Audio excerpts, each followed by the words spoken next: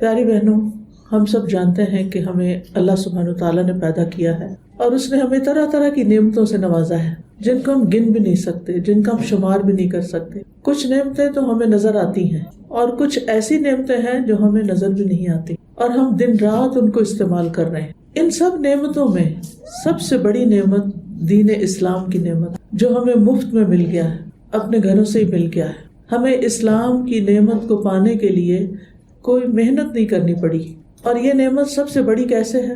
کیونکہ قرآن مجید میں اللہ تعالیٰ نے اسی کو نعمت کہا ہے۔ اور چیزیں بھی ہیں لیکن ان کے لیے لفظ نعمت استعمال نہیں کیا جس طرح اسلام کے لیے لفظ نعمت استعمال کیا۔ الیوم اکملت لکم دینکم واتممت علیکم نعمتی ورضیت لکم الاسلام دینا۔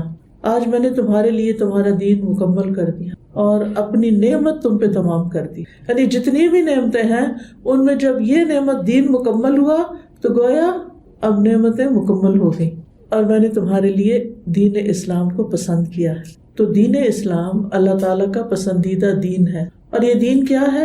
زندگی گزارنے کا طریقہ ہے۔ دین صرف کوئی مقدس چیز نہیں کہ صرف اس کی رسپیکٹ کی جائے اور صرف اس سے محبت کی جائے اور جو کچھ وہ بتاتا ہے اس پر عمل نہ کیا جائے۔ دین تو وے آف لائف ہے، اٹس اے لائف سٹائل۔ تو ہمیں اس کے مطابق اپنے آپ کو ڈھالنا ہے، ہمیں اس دین نے جو تعلیم دی ہے اس کے مطابق زندگی بسر کرنی ہے۔ ہم عام طور پر اللہ تعالیٰ کی طرف سے ملنے والی باقی نعمتیں تو لے لیتے ہیں، کھانا پینا، اور کھانے پینے میں بے شمار ورائٹی، ان ساری نعمتوں کو ہم لیتے چلے جاتے ہیں جو ہمارے جسم کی غذا ہے، جو ہماری مادی ضروریات ہیں۔ لیکن جب دین کی بات آتی ہے تو اس نعمت کو ہم لیتے ہی نہیں، اس کو ہم پیچھے کر دیتے ہیں، اس کا شکریہ ادا نہیں کرتے، اس پر خوش بھی نہیں ہوتے۔ اگر ہم ساری زندگی میں سجدے میں پڑے رہیں تو ہم اس نعمت پر شکر ادا کر ہی نہیں سکتے کہ جو اللہ تعالیٰ نے ہمیں بن مانگے دی ہے، کہ ہمیں اسلام دے دیا، کیونکہ اسی اسلام پر ہماری نجات کا انحصار۔ کوئی شخص کلمہ پڑھے بغیر، مسلمان ہوئے بغیر جنت میں نہیں جا سکتا۔ یہ کتنی بڑی نعمت ہے کہ ہمیں بچپن میں ہی جب ہم نے بولنا سیکھا تو ہمیں لا الہ الا اللہ محمد الرسول اللہ سکھا دیا گیا۔ آج کتنے ہی لوگ ہیں جن کو اس کے بارے میں کوئی علم نہیں ہے، وہ نہیں جانتے کہ یہ کیا ہے، اور وہ اس کی تلاش میں بھی ہیں لیکن ان کو کوئی بتانے والا نہیں۔ تو ہمیں اس دین کی قدر کرنی ہے۔ صرف یہ کہنا کافی نہیں کہ میں مسلمان ہوں، بلکہ اس دین کو اپنی زندگی میں اپنانا بھی ہے، اور دین کو اختیار کرنے کے لیے دین کو سیکھنا ضروری ہوتا ہے۔ اور یہ دین ہمیں صرف نماز، روزہ، حج، زکوٰۃ اور ریچولز نہیں سکھاتا کہ یہ بس کر لو تو مسلمان ہو، بلکہ زندگی گزارنے کے سارے طریقے سکھاتا ہے۔ اس میں اللہ تعالیٰ کے حقوق کے بارے میں بھی ہمیں بتایا گیا ہے، اور اس میں بندوں کے حقوق کے بارے میں بھی بتایا گیا ہے۔ اللہ سبحانہ تعالیٰ اپنا تو ایک ہی حق بتاتے ہیں کہ اللہ کی عبادت کرو، اور اس کے بعد پھر بندوں کے حقوق بتاتے ہیں۔ والدین کے ساتھ احسان کرو، رشتہ داروں کے ساتھ احسان کرو، مسکینوں، یتیموں، غریبوں، فقیروں، ضرورت مندوں، مسافروں، لونڈی غلام، ان سب کے ساتھ حسن سلوک کرو۔ تو ان تمام انسانوں کا ہم پر حق ہے، اور ہر انسان کا دوسرے انسان پر حق ہے، اینڈ وائس ورسا۔ یعنی کسی انسان کا حق آپ پر ہے اور آپ کا حق اس پر ہے، یہ دو طرفہ معاملہ ہے۔ تو بہرحال یہ حقوق کیا ہیں ہمیں یہ معلوم ہونے چاہیے، اور ان حقوق کو ادا بھی کرنا چاہیے۔ حقوق اللہ میں اگر کوئی کمی ہو جائے تو وہ اللہ کے ہاتھ میں ہے کہ اللہ تعالیٰ اس کو معاف کر دے، لیکن بندوں کے حق کے بارے میں اللہ تعالیٰ نے بتا دیا ہے کہ اس کے لیے بندوں کی معافی بھی ضروری ہے۔ تو انسان کسی پر ظلم کر کے، کسی کے ساتھ زیادتی کر کے کامیاب نہیں ہو سکتا، اس کے لیے ضروری ہے کہ انسان دوسروں کے حق کو سمجھے۔ حقوق تو ہم پر بہت سے لوگوں کے ہیں، لیکن آج میں رشتہ داروں کے حقوق کے اوپر بات کروں گی، جس کو صلہ رحمی کہتے ہیں۔ صلہ کا مطلب ہوتا ہے ایک چیز کو دوسری چیز کے ساتھ ملانا، حتیٰ کہ وہ اس سے چمٹ جائے، یعنی ایک چیز دوسری کے ساتھ اس طرح ملائی جائے کہ وہ چمٹ جائے۔ امام نووی کہتے ہیں صلہ رحمی رشتہ داروں پر اس انداز میں احسان کرنا ہے کہ وہ صلہ رحمی کرنے والے کے اور جس کے ساتھ صلہ رحمی کی جا رہی ہے اس کے حالات کے مناسب ہو۔ کبھی صلہ رحمی مال کے ذریعے ہوتی ہے، کبھی خدمت کرنے سے، اور کبھی صرف ملاقات اور سلام وغیرہ کرنے سے ہوتی ہے۔ ٹھیک ہے، یعنی رشتوں سے کیسے جوڑتے ہیں؟ کبھی مال کے ذریعے کہ وہ ضرورت مند ہے، اپنے اخراجات پورے نہیں کر سکتے، اللہ نے آپ کو دیا ہے تو آپ ان کو دوسروں پر لگاتے ہیں، اور ان میں پہلا حق پھر رشتہ داروں کا آتا ہے۔ اور مجھے کوئی بہن بتا رہی تھی کہ کس طرح ان کے والد رشتہ داروں کو ڈھونڈ کر، اور خاص طور پر جو ان کے ضرورت مند رشتہ دار ہوتے تھے ان کے وظیفے لگاتے تھے، ان کو مالی مدد کرتے تھے، ان کو بھیجتے تھے۔ آج آپ دیکھیں کہ آپ لوگ یہاں پر اللہ تعالیٰ آپ کو لے آئے، لیکن آپ ہی کے کئی بہن بھائی ہوں گے، کوئی خالہ ماموں چچا ہوں گے کہ جو بیک ہوم پیچھے ان کے پاس 2 وقت کا کھانا نہیں، یا ان کے بچوں کی تعلیم کا انتظام نہیں، یا ان کے پاس چھت نہیں۔ تو ان سب کے بارے میں بھی ہمیں سوچنا چاہیے، اور اگر اللہ نے انہیں سب کچھ دیا تو بہت اچھا، پھر ہم کسی اور جگہ بھی لگا سکتے ہیں، کیونکہ ہمارے مال میں حق ہے کس کا؟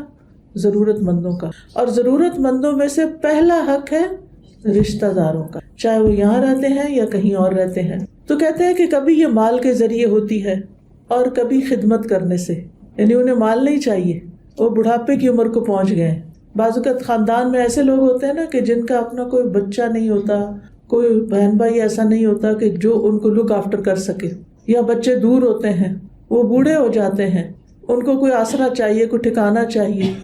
تو اگر آپ ان کی مدد کر سکتے ہیں تو ان کو اپنے گھر لے آئیے، یا ان کے لیے کسی اور کا انتظام کر دیجئے۔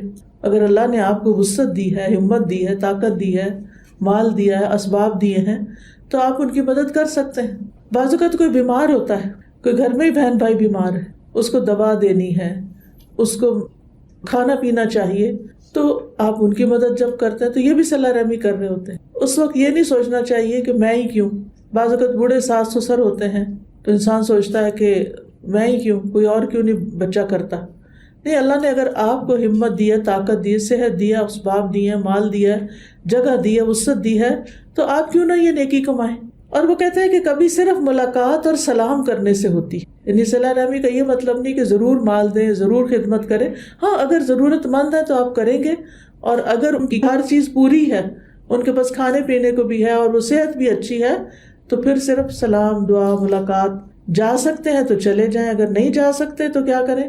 فون کر دیں، واٹس ایپ کر دیں، میسج لکھ کے کر دیں، خط لکھ کے بھیج دیں، لیکن ان کا حال حوال آپ کو پتہ ہونا چاہیے، ان کے نام پتے آپ کو پتہ ہونا چاہیے کہ وہ کہاں پر ہیں، تو آپ ڈھونڈ ڈھونڈ کر ان کو سلام بھیجیں۔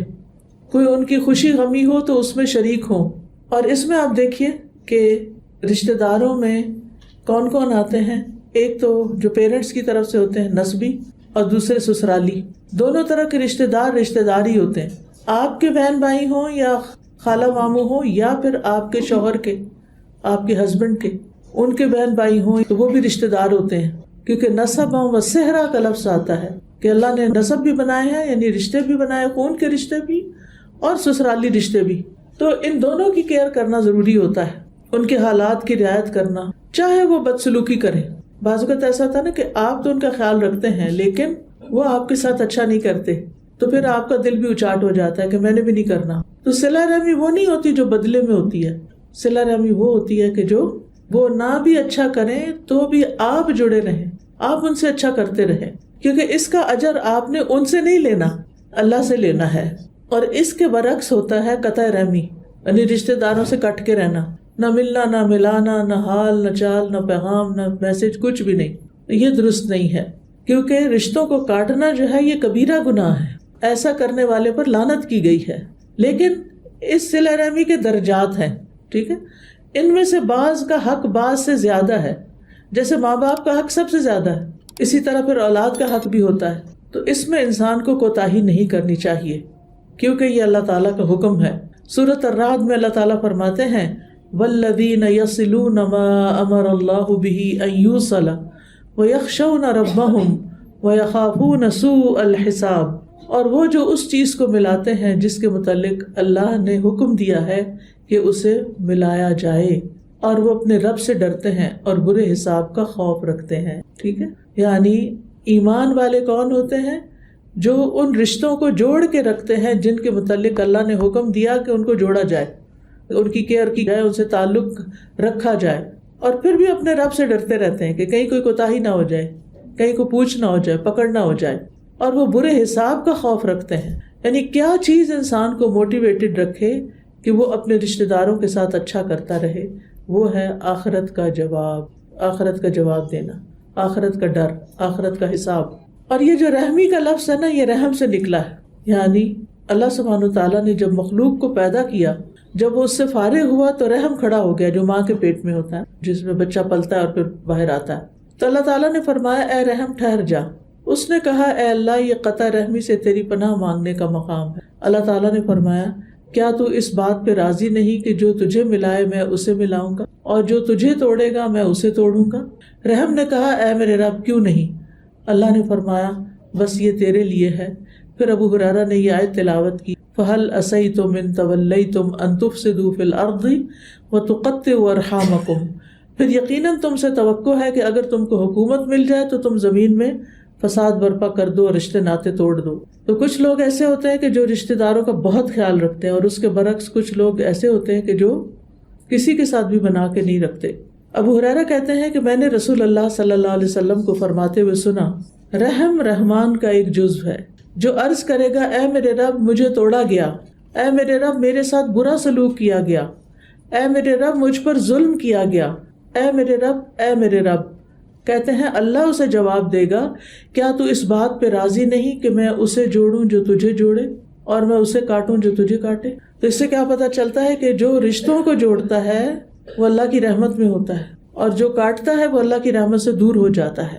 ایمان لانے کے بعد، مسلمان ہونے کے بعد اللہ تعالیٰ کو جو عمل بہت محبوب ہے ان میں سے ایک رشتوں سے جوڑ کے رکھنا. ایک شخص نبی صلی اللہ علیہ وسلم کے پاس آیا، آپ صحابہ کے درمیان بیٹھے ہوئے تھے.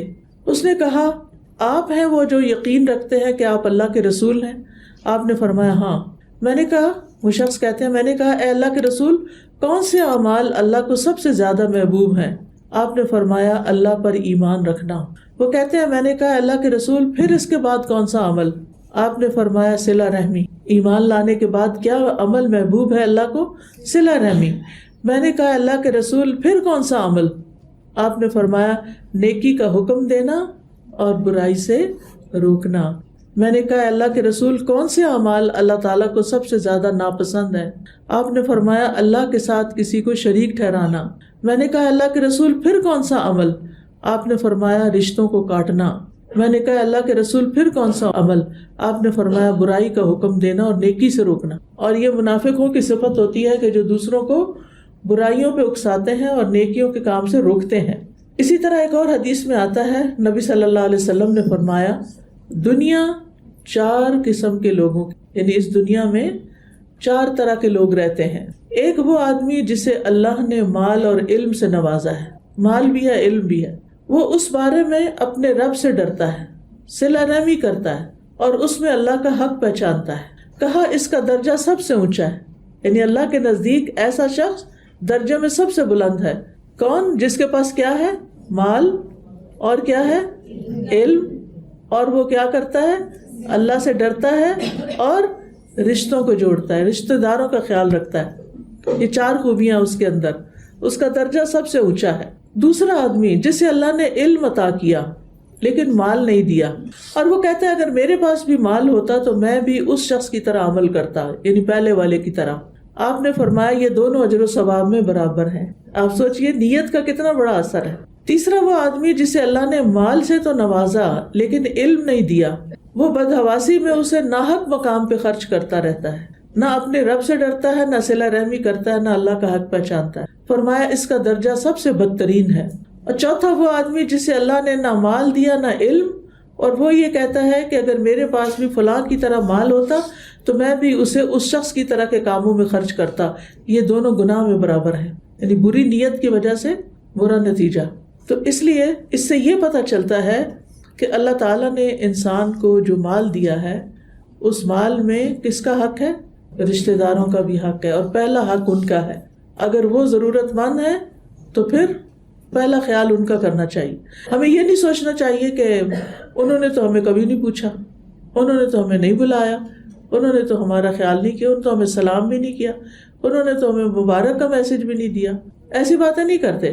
نبی صلی اللہ علیہ وسلم سے روایت ہے، ابو ذر کہتے ہیں کہ میرے خلیل صلی اللہ علیہ وسلم نے مجھے 7 باتوں کا حکم دیا. ان میں سے ایک یہ ہے کہ میں رشتہ دار سے تعلق قائم رکھوں اگرچہ وہ پیٹھ پھیرے.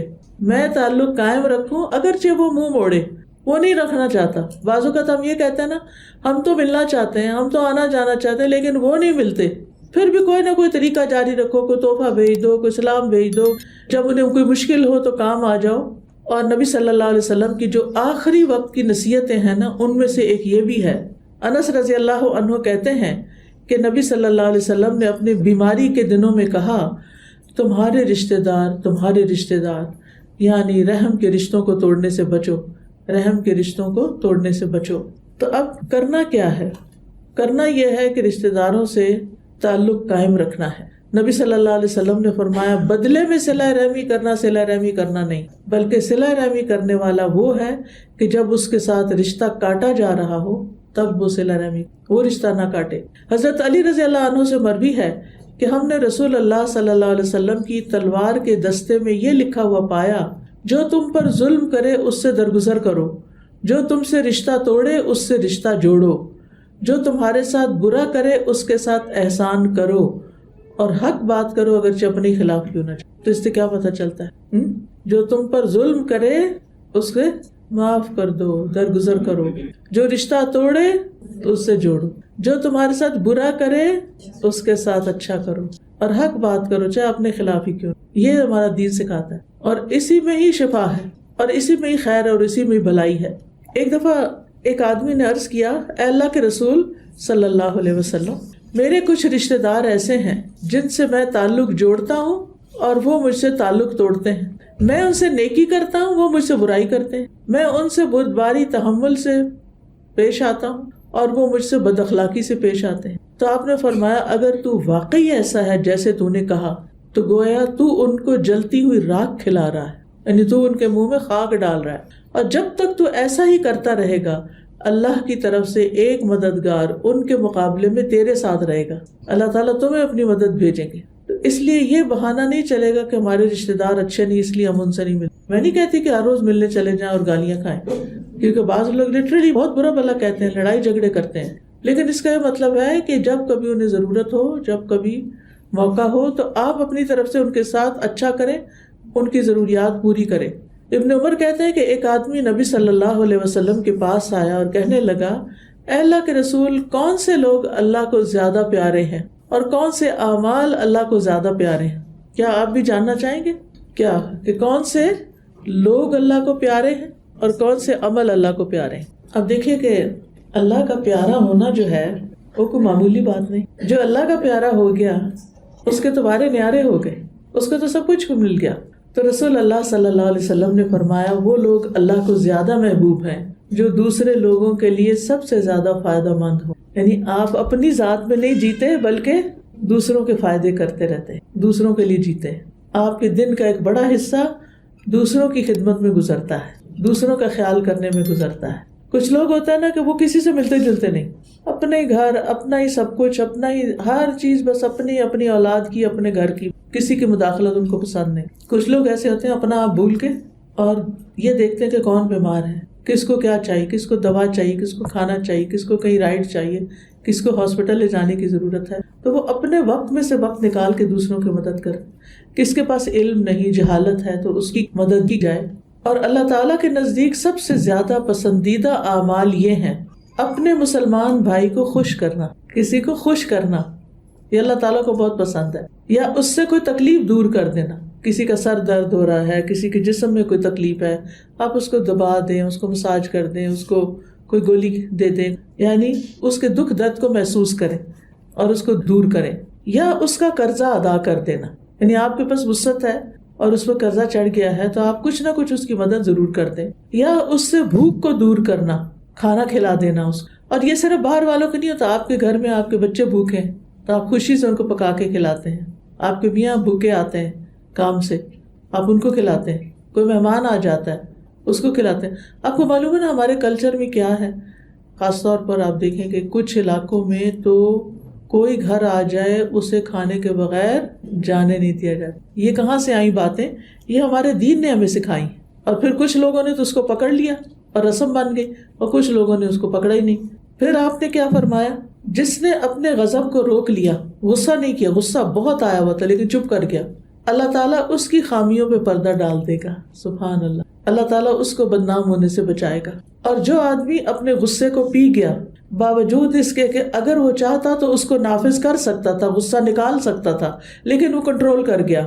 تو اللہ تعالیٰ قیامت کے دن اس کے دل کو امیدوں سے بھر دے گا، یعنی پھر اس کو ہوپ لگ جائے گی کہ مجھے جنت مل جائے گی. اور قیامت کے دن اس سے اچھی ہوپ کیا ہو سکتی. جو اپنے بھائی کے ساتھ اس کی ضرورت پوری کرنے کے لیے چلا، یہاں تک کہ اسے پورا کر دیا، کسی کا کوئی کام کروا دیا، اللہ تعالیٰ اس کو اس دن ثابت قدم رکھے گا جس دن قدم ڈگمگا جائیں گے، جس دن لوگ پریشان حال ہوں گے. اللہ تعالیٰ اس شخص کی مدد کرے گا، اس کو سکون دے گا، اطمینان دے گا، ثابت قدمی عطا کرے گا. پھر رشتہ داروں کا ایک حق یہ بھی ہے کہ ان کو دین کی تعلیم دی جائے. اگر ان کی نہیں، اگر ان کے بچے دین سے دور جا رہے ہیں، ان کی کاؤنسلنگ کی جائے، اور ایک دوسرے کی مدد جیسے پہلے بھی گزرا کہ مال سے کی جائے. وَآتَ الْمَالَ عَلَىٰ حُبِّهِ ذَوِي الْقُرْبَىٰ سورۃ البقرہ میں آتا ہے. اور مال دو اس کی محبت کے باوجود قرابت داروں میں، رشتہ داروں میں. نبی صلی اللہ علیہ وسلم نے یہ بھی فرمایا کہ ایک دوسرے کو تحفہ دو، آپس میں محبت بڑھے گی. تو خاص طور پر رشتہ داروں میں، یہاں سے آپ پاکستان جاتے ہیں تو کتنا زیادہ سامان ہو جاتا نا، صرف کس لیے کہ رشتہ داروں کو کچھ نہ کچھ دینا ہے. اگر کوئی چیز نہیں تو پیسے دے دیتے ہیں یا وہاں سے کچھ خرید کے دے دیتے ہیں. یہ سب کچھ اللہ کے لیے ہونا چاہیے، نہ کہ ایک رسم کے لیے. اور پھر آپ دیکھیے کہ سب سے پہلا حق بھی ان کا بنتا ہے. اور اگر نہیں تو کم از کم آپ اپنے رشتہ داروں کو بتائیں صحیح کہ میں آئی ہوئی ہوں اس شہر میں یا اس ملک میں یا اس جگہ پر. کیونکہ کچھ لوگ چپکے سے ہو کے آ جاتے ہیں، بتاتے تک نہیں. یہ نہیں ہونا چاہیے. رسول اللہ صلی اللہ علیہ وسلم نے فرمایا بلو ارحامکم ولو بالسلام، اپنے رشتہ داریوں کو تازہ رکھو چاہے سلام کے ساتھ ہی، اور ان کے ساتھ اچھے اخلاق سے پیش آؤ. اور اگر کسی نے غصے میں آ کر قسم کھا لی ہے کہ وہ رشتہ داروں کو کچھ نہیں دے گا تو اپنی قسم توڑ دے، اس کا کفارہ دے دے، لیکن وہ دیتا رہے. اور جن رشتہ داروں سے اللہ روک دے کہ ان کے لیے استغفار نہیں کرنی، کہ وہ نان مسلم ہو کے فوت ہوئے، تو ان کے لیے دعا بھی نہ کرے پھر، کیونکہ منع کیا گیا اس سے. لیکن ایک بات ہمیشہ یاد رہے کہ دنیا کی خاطر دکھانے کے لیے صلہ رحمی کرنا صلہ رحمی نہیں شمار ہوتا، اس کا کوئی اجر نہیں. یعنی بعض لوگ صرف اس لیے کسی کے گھر تعزیت کرنے چلے جاتے ہیں کہ اگر نہیں گئے تو لوگ کیا کہیں گے، وہ ناراض ہوگا. اس لیے نہیں، آپ اس لیے کہ اللہ تعالیٰ مجھ سے راضی ہوگا اگر میں جاتی ہوں. تو پھر اسی طرح آپ دیکھیے کہ اس کا فائدہ کیا ہوگا جب آپ رشتوں کو جوڑیں گے.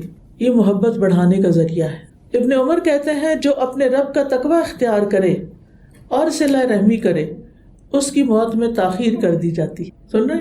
جو اپنے رب کا تقوی اختیار کرے اور صلہ رحمی کرے، رشتوں کو جوڑ کے رکھے، اس کی موت میں ڈیلے کر دیا جاتا ہے، اس کی لمبی عمر کر دی جاتی ہے، اور اس کے مال میں اضافہ کر دیا جاتا ہے، اور اس کے گھر والے اس سے محبت کرنے لگے. یعنی بعض ماں باپ کو یہ ہوتا ہے کہ ہمارے بچے ہم سے محبت نہیں کرتے، ہماری بات نہیں، کیونکہ وہ یہ دیکھتے ہیں کہ وہ سارا وقت آپ انہیں کے پیچھے پڑے رہتے ہیں اور کسی کو پوچھتے نہیں. لیکن جب آپ اپنے بہن بھائیوں کو پوچھتے ہیں، ان کو گھر بلاتے ہیں، ان کے لیے ملنے جاتے ہیں، اپنے بوڑھے والدین کا خیال کرتے ہیں، تو بچے بھی پھر کیا سیکھتے ہیں کہ یہ بہت امپورٹنٹ کام ہے. تو صلہ رحمی کا کیا فائدہ میں نے بتایا. اگر رشتوں سے جوڑ کے رکھیں گے، رشتہ داروں کا خیال کریں گے تو کیا کیا ملے گا؟ عمر میں اضافہ، رزق میں اضافہ. کون چاہتا ہے کہ اس کی عمر زیادہ ہو؟ ہم سب چاہتے ہیں. کون چاہتا ہے اس کا مال زیادہ ہو جائے؟ ہم سب چاہتے ہیں. لیکن یہ دینے سے بڑھے گا.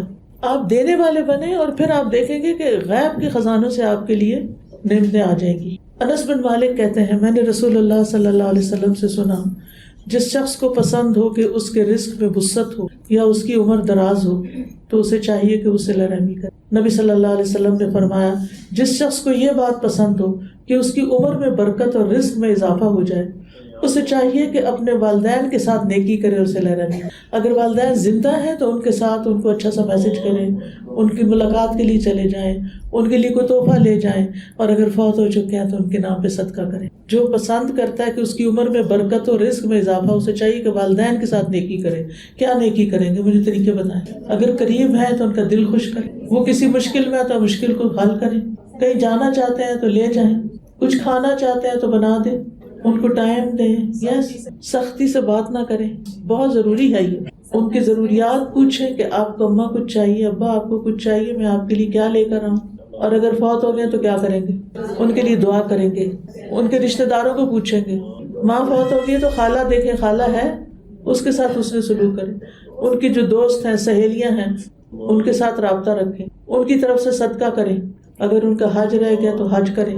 حج بدل کریں، اور اگر ان کی زکوٰۃ رہتی ہے ادا کرنے والی وہ ادا کر دیں، اور اگر انہوں نے کسی سے وعدہ کیا تھا یا کوئی قرضہ تھا ان کے ساتھ میں وہ ادا کریں. یہ سب صلہ رحمی ہے، ٹھیک ہے نا. پہلا حق ان کا ہے. آپ اچھے اعمال کریں، دعائیں کریں تو یہ ان کے لیے ثواب کا اجر کا باعث ہوگا. جس نیکی کا اجر بہت جلدی مل جاتا ہے وہ صلہ رحمی ہے. حدیث میں آتا ہے کچھ گھرانوں کے لوگ فاجر و فاسق ہوتے ہیں، بہت گنہگار ہوتے ہیں، لیکن جب وہ صلہ رحمی کرتے تو ان کے مال بڑھ جاتے ہیں اور ان کے افراد کی کثرت ہو جاتی. یعنی جو کم نیک بھی ہو جب وہ یہ نیکی کرتا ہے تو اس کا بدلہ اس کو دنیا میں بھی نظر آنے لگتا ہے. حدیث میں آتا ہے 3 چیزیں برحق ہیں.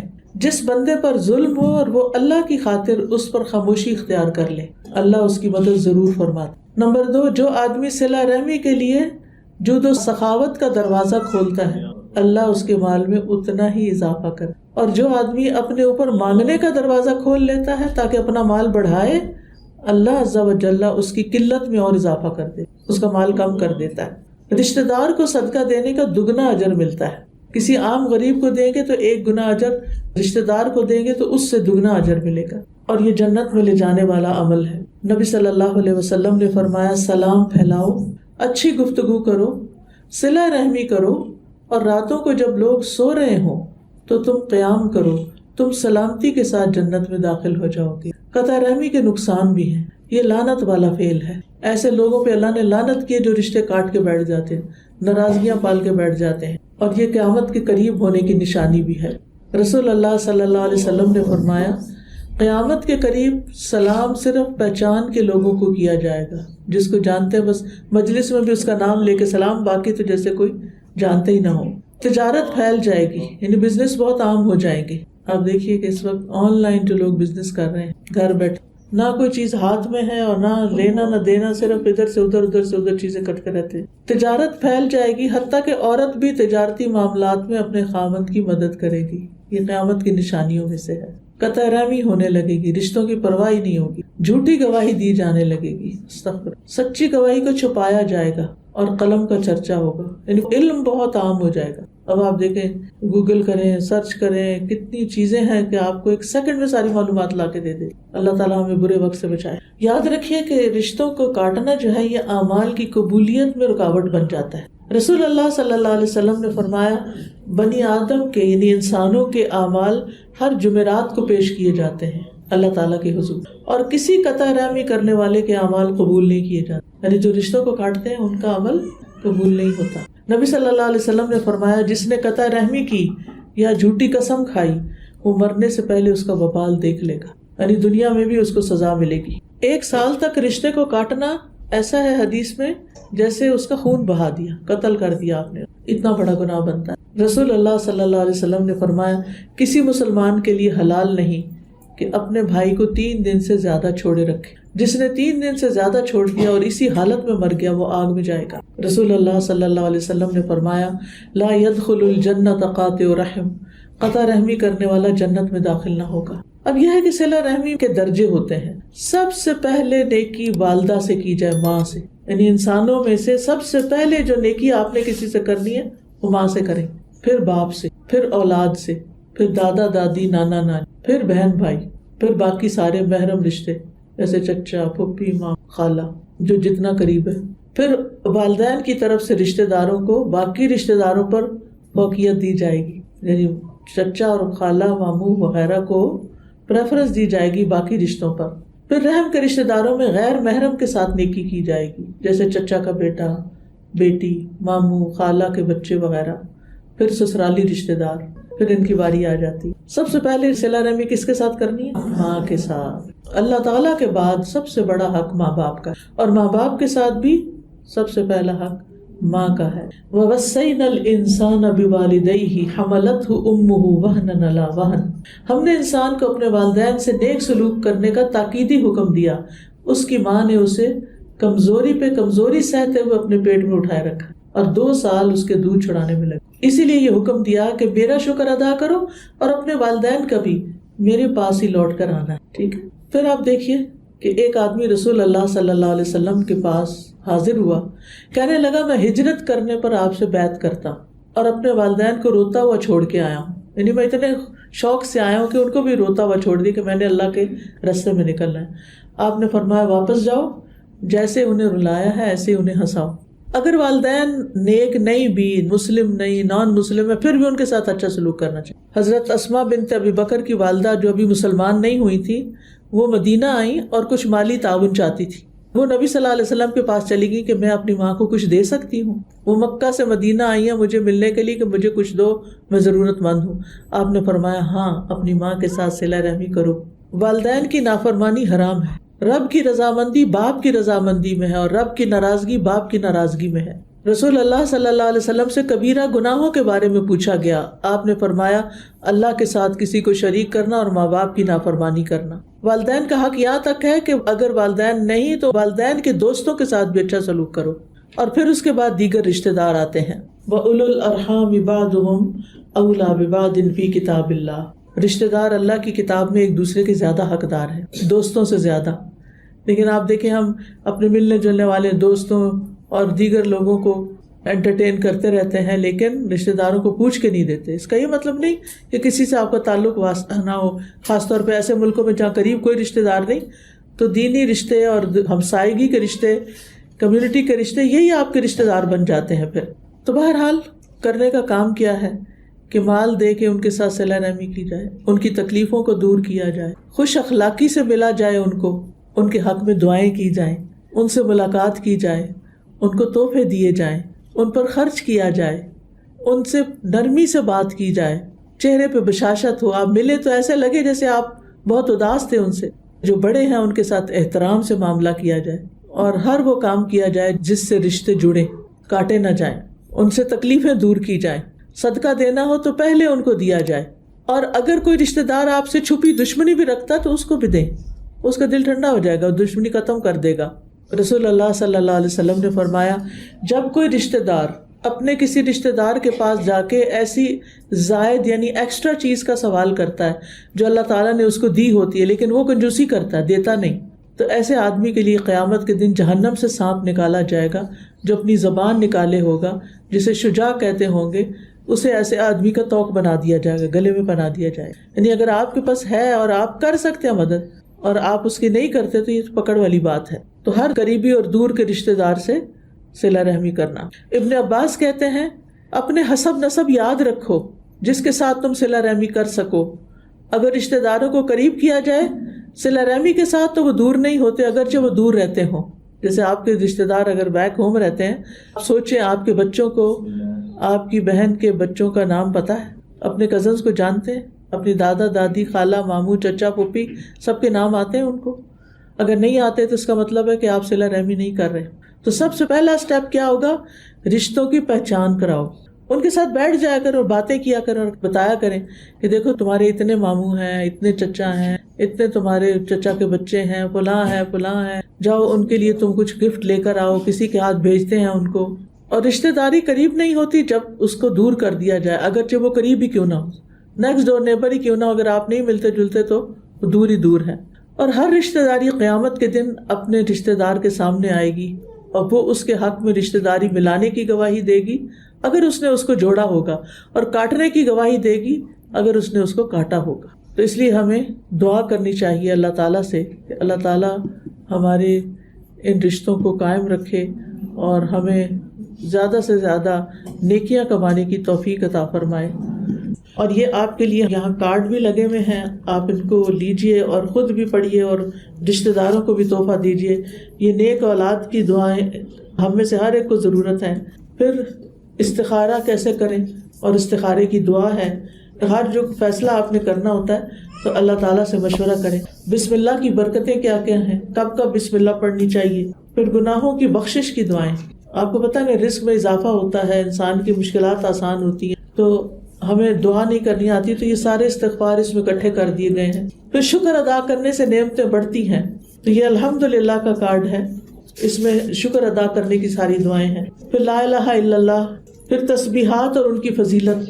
تسبیح پڑھنے کی کیا فضیلت ہے؟ چلے میں ایک فضیلت آپ کو پڑھ کے سنا دیتی ہوں.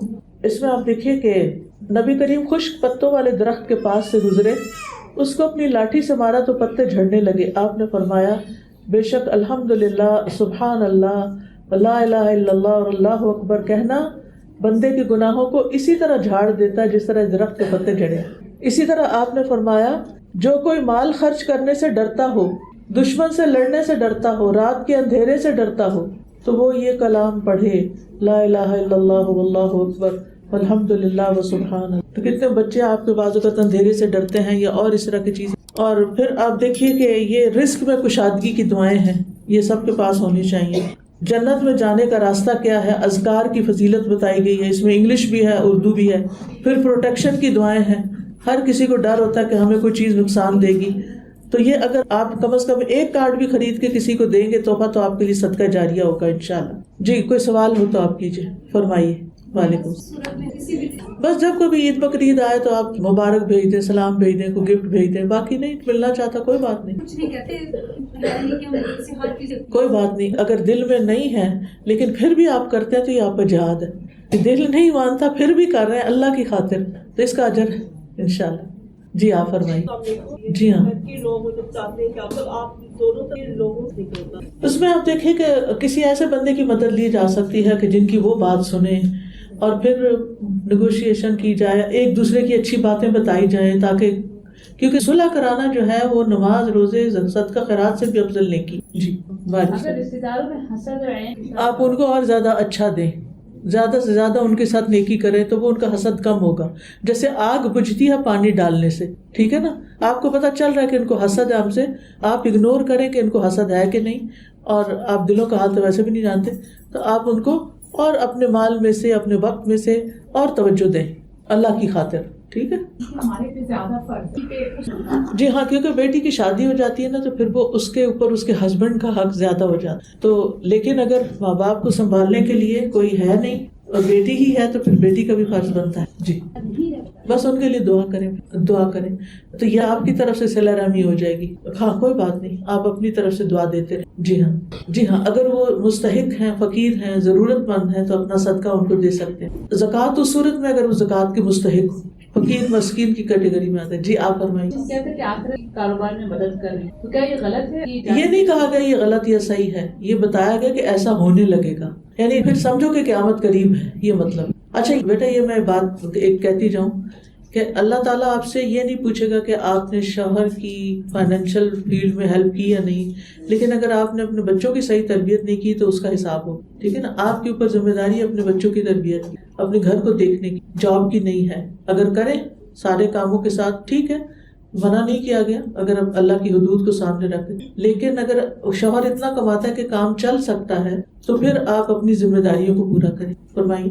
میرا سوال ماں باپ کے لحاظ سے خواتین بیٹھی ہیں وہ ایگری کریں کہ قرآن میں بھی اللہ تعالیٰ نے اولاد کا کہا بیٹا یا بیٹی کریں کہ آپ نے ماں باپ کی خدمت کرنی ہے۔ جی ہاں، تو شادی کے بعد آپ کس طرح اپنے ماں باپ کا خیال اس طرح رکھ سکتے ہیں، بیکاز آپ کئی بار گلٹ میں ہوتے ہیں۔ جی سچویشن پر ڈپینڈ کرتا ہے۔ مثلاً آپ اپنے بچوں کو چھوڑ کے جا کے ان کے پاس نہیں رہ سکتے تو آپ ان کے پاس کوئی ایسی فیملی رکھوا دیں، اس کو پیمنٹ کر دیں، اپنے بہن بھائیوں کو احساس دلا دیں، یعنی کئی سچویشن ہو سکتی ہیں نا کہ آپ ان کی کئی طرح اور کیئر کر سکتے ہیں۔ مجھے چھوٹا سا سوال تھا کہ آپ تو کیا کرنا چاہیے؟ بہتر کیا ہے کہ ایسے انسان کو کرنی چاہیے؟ پہلے تو خود کوشش کرنی چاہیے، پھر دیکھنا چاہیے، ضروری نہیں بڑے کون ہے جو افیکٹو ہو سکتا ہے اس معاملے میں، پھر ان کو انوالو کرنا چاہیے۔ میرا ایک سوال، جیسے میری امی ہیں ان کے اوپر ذمہ داریاں بچہ امی کی، مگر رشتے آج کل نہیں۔ جی تو میں لاسٹ ایئر گئی تھی تو میں نے بہت کوشش کی۔ جی، لیکن آپ کی جو ایفرٹ ہے، جو آپ کی کوشش ہے، یہ آپ کا فرض ادا ہو گیا، لیکن آگے نتیجہ کو نکلا یا نہیں تو پھر وہ تو اللہ کے ہاتھ میں ہے۔ جو آپ کے پاس وسعت تھی آپ نے کر دیا، کوئی نہیں، آپ ان کے لیے پھر بھی دعا کریں، ٹھیک ہے۔ اللہ جتنی بھی بہنیں یہاں آئی ہیں ان سب کا آنا قبول فرما، ان کی تمام حاجات پوری فرما، ہم سب کو تقویٰ عطا فرما۔ اللہ ان کو اس مجلس میں شریک ہونے پر بخش دے، ان کو اجر عظیم عطا کر دے، ان کی تمام مشکلات آسان کر دے، ان کے بچوں کو ایمان اور تقویٰ نصیب کر دے۔ اللہ ان کے گھروں میں خیر اور برکت پیدا کر دے۔ اللہ ہمیں دین کا بہترین مددگار بنا۔ اللہ ہمیں دین کو سیکھنے والا، سکھانے والا، پھیلانے والا بنا۔ اللہ ہمیں مرتے دم تک تقویٰ عطا کر دینا، اپنی اطاعت پر قائم رکھنا۔ اللہ سب بیماروں کو صحت دے، سب مالی مشکلات میں پھنسے لوگوں کی مشکل دور کر دے۔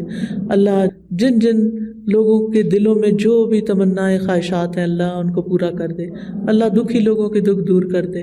اللہ مشکل میں پھنسے لوگوں کی مشکل آسان کر دے.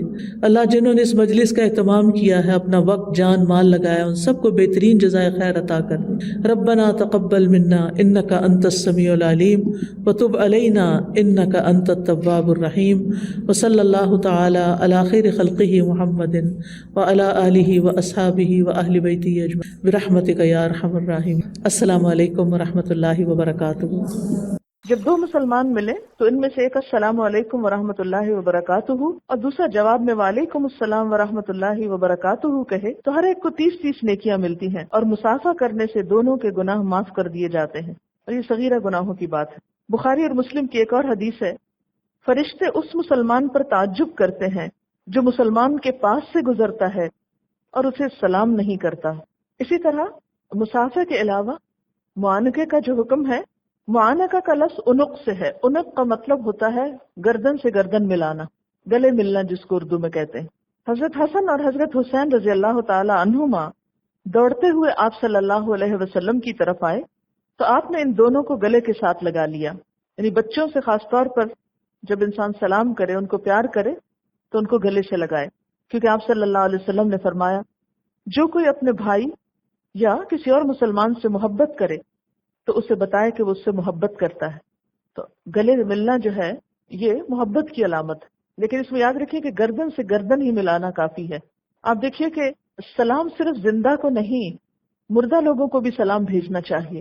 اسی لیے حکم ہے کہ جب قبرستان کے پاس سے گزریں تو ان کو سلام کریں اور اس کی دعا پڑھیں، السلام علیکم یا اہل الدیار من المسلمین والمؤمنین وَإِنَّا إِن شَاءَ اللَّهُ بِكُمْ لَلَاحِقُونَ وَإِنَّا إِلَىٰ رَبِّنَا لَمُنْقَلِبُونَ. پھر ایک بات یاد رکھیے کہ یہ سلام اللہ کی طرف سے حکم ہے اس کا، یعنی سلام کرنا کوئی معمولی بات نہیں ہے، اس کا حکم اللہ کی طرف سے ہے. اور پھر اس کو تحیتاً مبارکتاً کہا. ایک مسلمان کی تو زندگی کی ابتدا اور انتہا اس کے ساتھ ہے. لیکن ہم سب جنت کے طلبگار تو ہیں، منتظر تو ہیں، دعوے دار تو ہیں، لیکن اگر دیکھا جائے تو چھوٹی چھوٹی باتوں میں بھی ان امور کا خیال نہیں رکھتے جو جنت کی طرف لے جانے والی اور بظاہر دیکھنے میں چھوٹی نظر آتی ہیں، لیکن آپ دیکھیے کہ کس قدر مشکل ہو گئی ہیں یہی نیکیاں. اور اس میں عام لوگ جو ہیں بسا اوقات آر سمجھتے ہیں. یہ بھی بے حسی کو توڑنے کا ایک علاج ہے. سلام کرنا معاشرے کی بے حسی کو ختم کرنے کا ایک ذریعہ ہے. ہمارا حال یہ ہے کہ اگر کوئی ہمیں سلام کرتا ہے تو ہم بے اعتمادی کا شکار ہیں. ہم سوچتے ہیں کہ اسے سلام کیا کیوں، یعنی مسلمان سے اتنا اجنبی ہو کر رہ گیا. اچھا، اس میں آپ دیکھیں کہ مصافحہ بھی ہے، معانقہ بھی ہے، لیکن کس کرنا یہ کوئی اسلامی شعار میں سے نہیں ہے. بعض عرب ممالک میں آپ نے دیکھا ہوگا کہ وہ سلام دعا تو کچھ نہیں کرتے، صرف ایک دوسرے کو کس کرتے ہیں. یہ بھی ایک رواج کے طور پر یہ چیز عام ہو گئی ہے، ورنہ اسلامی شاعر میں سے نہیں ہے. اور اسی طرح عید کے موقع پر خاص طور پر یہ لازم سمجھا جاتا ہے.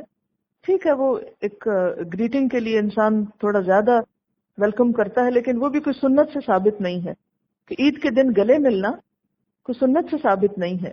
بسا اوقات ہمارے ہاں اسکولوں میں سلام بچوں کو چھڑا کر گڈ مارننگ اور گڈ ایوننگ کی تربیت دی جاتی ہے، اور جو بچہ ایسا نہ کہے اس کو باقاعدہ اسکولڈ کیا جاتا ہے.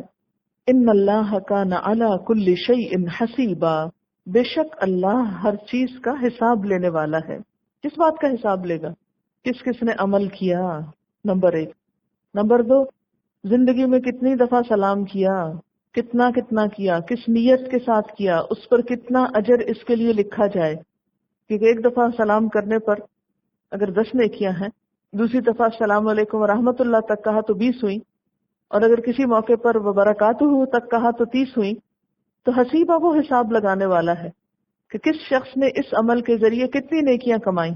لیکن آپ دیکھیں گے کہ آپ صرف اس ایک اسلامی شاعر پر عمل کرنا شروع کریں گے تو بھی لوگ آپ پہ ہنسنے لگیں گے.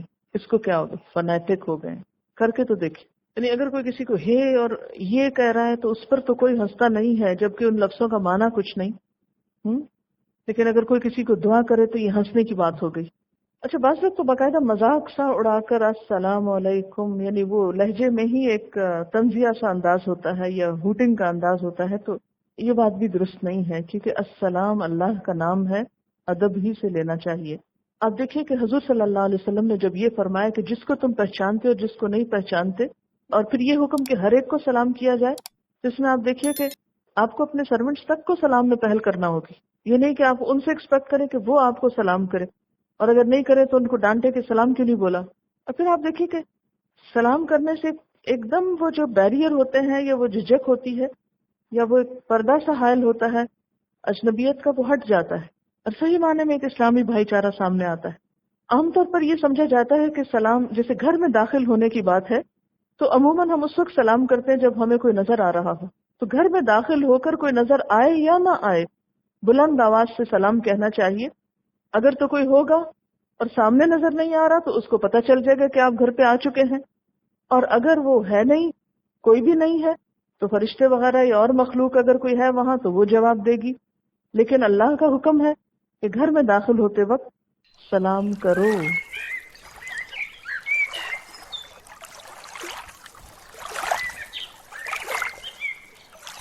سرسار وہ شخص ہوتا ہے جو بہت زیادہ باتیں کرے، اور نہ صرف یہ کہ زیادہ باتیں کرے بلکہ ہر طرح کے حدود و قیود سے باہر نکل جائے.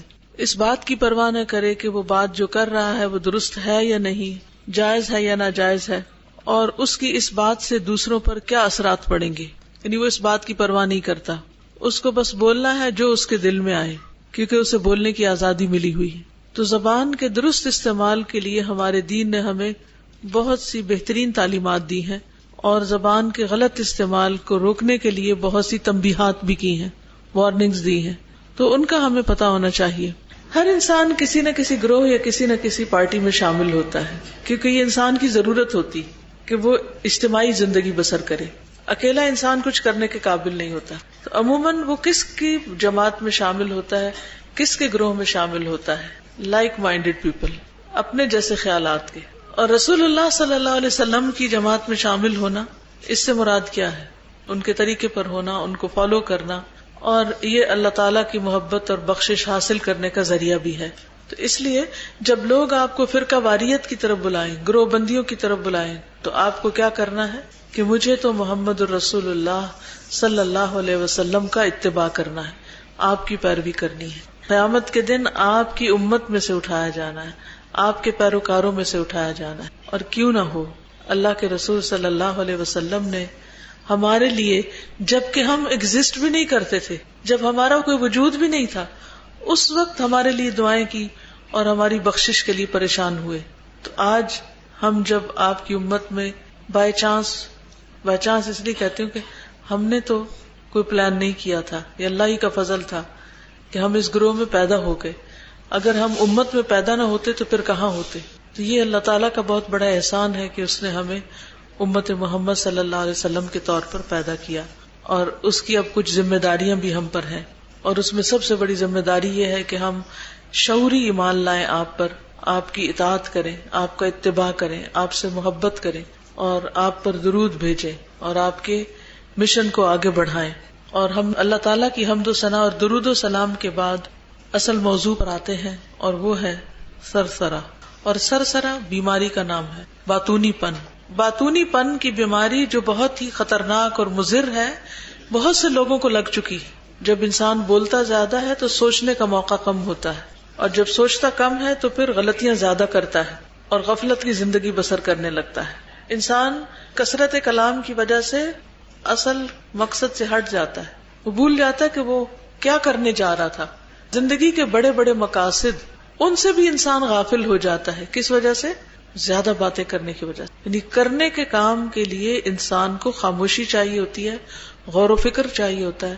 چاہے آپ نے پلاننگ کرنی ہے، تیاری کرنی ہے، ان سارے کاموں کے لیے کیا درکار ہے؟ خاموشی درکار ہے، مختصر کلام درکار ہے، تاکہ زیادہ وقت مفید کام کے لیے بچ سکے. لیکن جب ہم لایانی باتیں شروع کر دیتے ہیں تو پھر اصل کام تو بھول ہی جاتا ہے، یا وہ کوالٹی کا نہیں رہتا. یہ بھی ایک بڑا نقصان ہے، اس کام میں کوالٹی نہیں رہتی. خیالات منتشر ہو جاتے ہیں.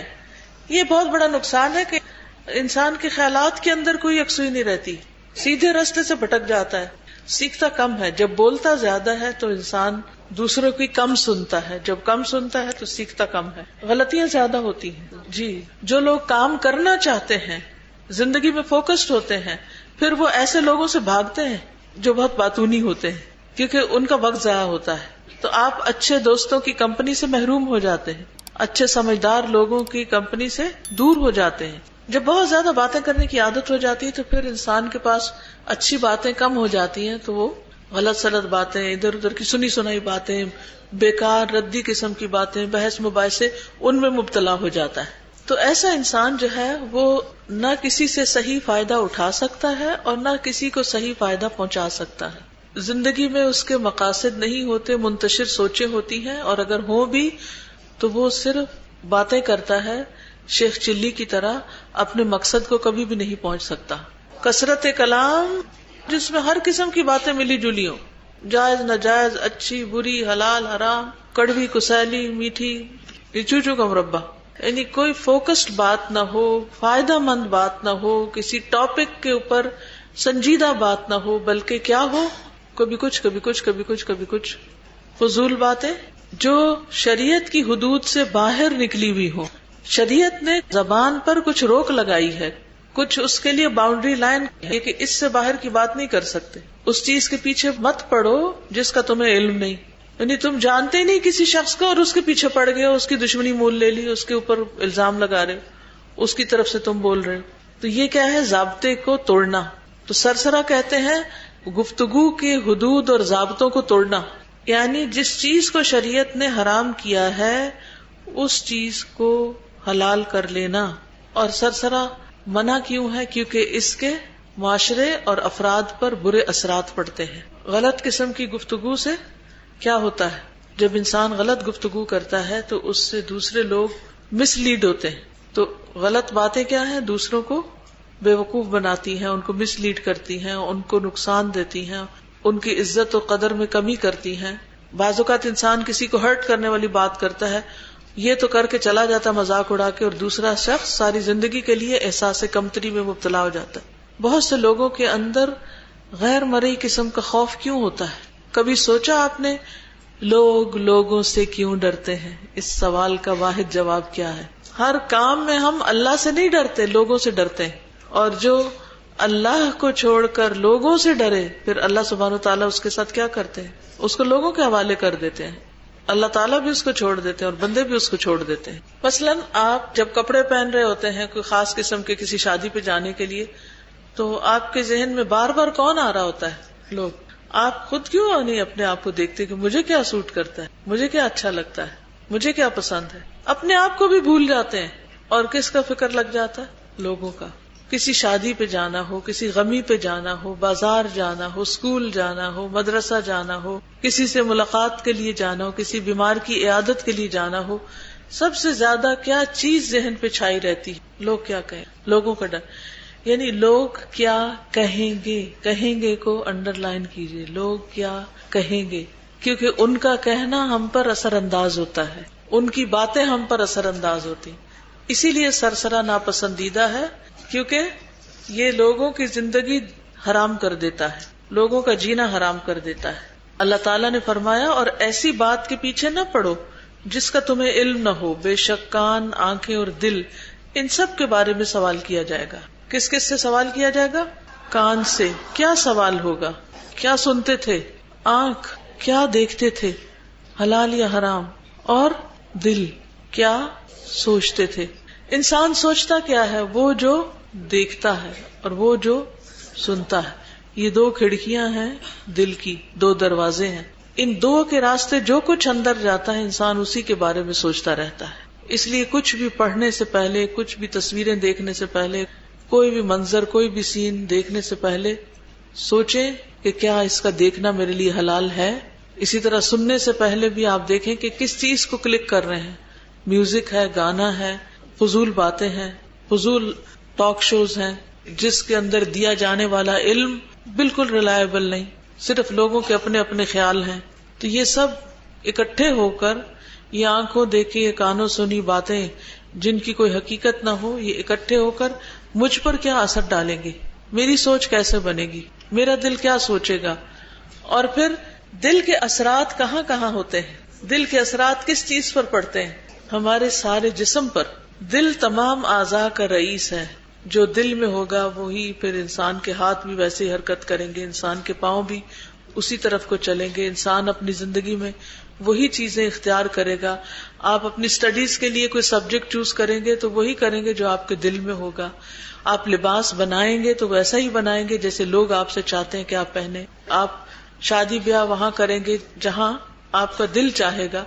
تو اس لیے دل کی حفاظت کتنی ضروری ہے کہ دل تک وہ چیزیں نہ پہنچیں جو آپ کو نقصان دینے والی، جو آپ کی ساری زندگی کا نقشہ بدل دینے والی. کسی بھی چیز کی طرف اگر انسان دیکھے اور اس کی محبت دل میں ایسے آنے لگے کہ انسان اپنی زندگی کے مقصد سے ہٹنے لگے، آخرت کی یاد بھولنے لگے یا آخرت سے وہ چیز غافل کرنے لگے، تو نگاہیں بند کر لو، نگاہیں پھیر لو. کیونکہ کان، آنکھ اور دل کے بارے میں سوال ہوگا. کب سوال ہوگا؟ کہاں ہوگا؟ قیامت کے دن ہوگا. ہم نے کبھی بھی نہیں سوچا کہ ان سے بھی سوال کیا جائے گا، ڈائریکٹ ان سے پوچھا جائے گا. کیونکہ کان کی نمائندگی کون کرتا ہے؟ زبان. کان کی نمائندگی یعنی میں نے سنا، یہ کون بول رہا ہے؟ کان کو بھی غلط انوالو کر لیا، کس نے کیا؟ زبان نے. میں نے دیکھا تھا، حالانکہ دیکھا کوئی نہیں. تو آنکھ پر جھوٹ کس نے بولا؟ زبان نے. مجھے معلوم ہے، دل پہ جھوٹ کس نے بولا؟ زبان نے. کس قدر خطرناک چیز ہے کہ سارے اعضاء جو ہیں ان سب کو ہلاکت میں ڈالنے والی چیز ہے. تو سرسرا کہتے ہیں کثرت کلام کو جس میں باطل چیزیں بھی شامل ہوں، غلط بیانی بھی شامل ہو. اچھا ایسا کیوں کہا جاتا ہے؟ میں نے سنا تھا، میں نے پڑھا تھا، مجھے معلوم ہے.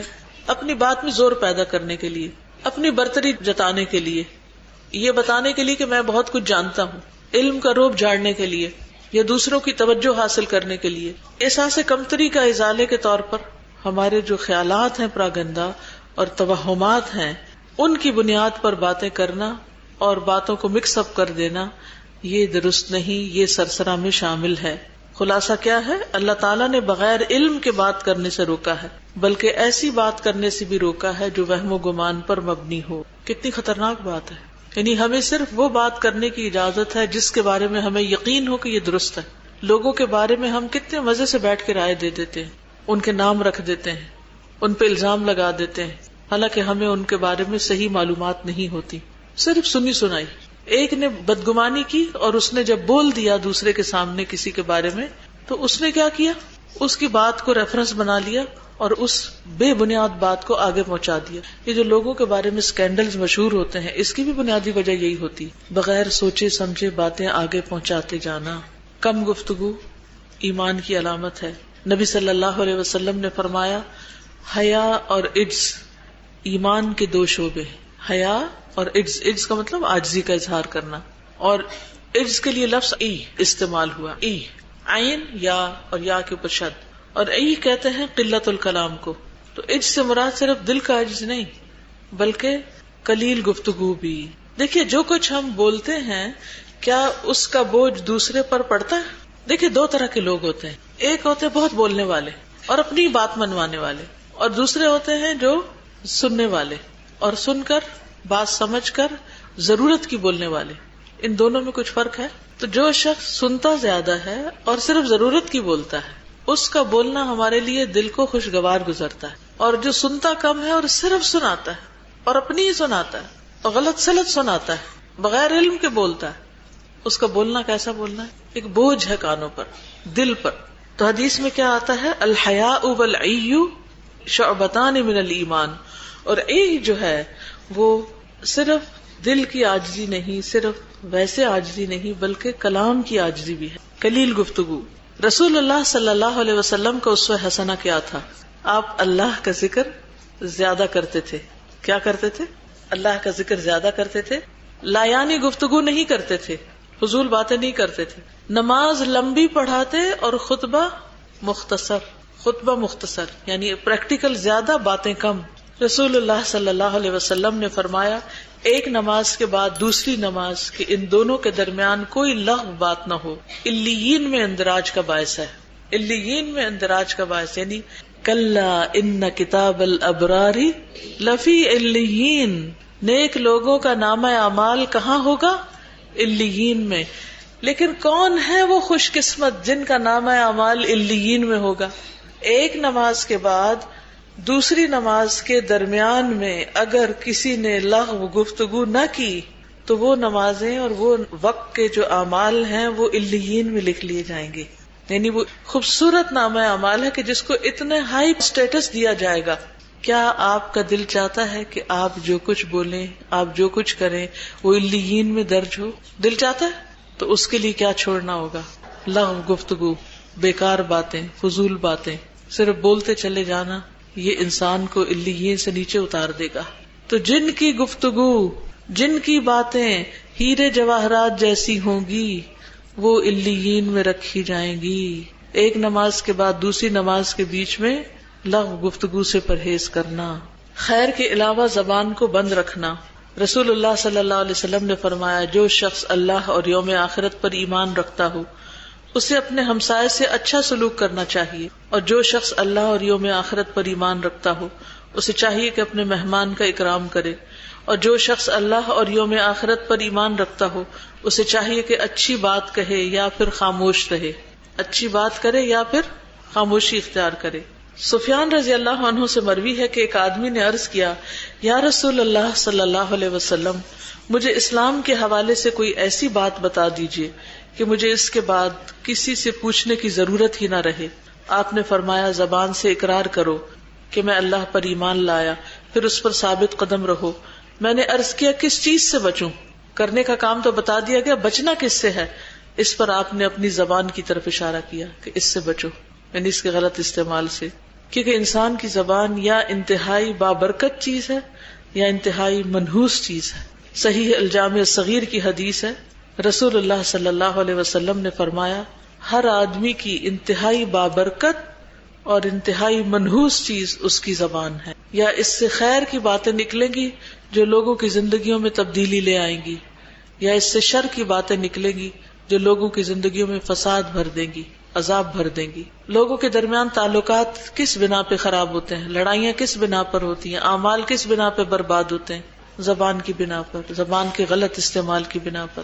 تھوڑی دیر کے لیے انسان اگر اپنی زبان کو روک لے اور ایک نیگیٹو کمنٹ کرنے سے پرہیز کرے تو کوئی فساد ہی نہیں ہوگا. چلیے آج کے لیے اتنا ہی کافی ہے. سبحانک اللہم و بحمدک، اشہد ان لا الہ الا انت، استغفرک و اتوب الیک. السلام علیکم و رحمۃ اللہ وبرکاتہ.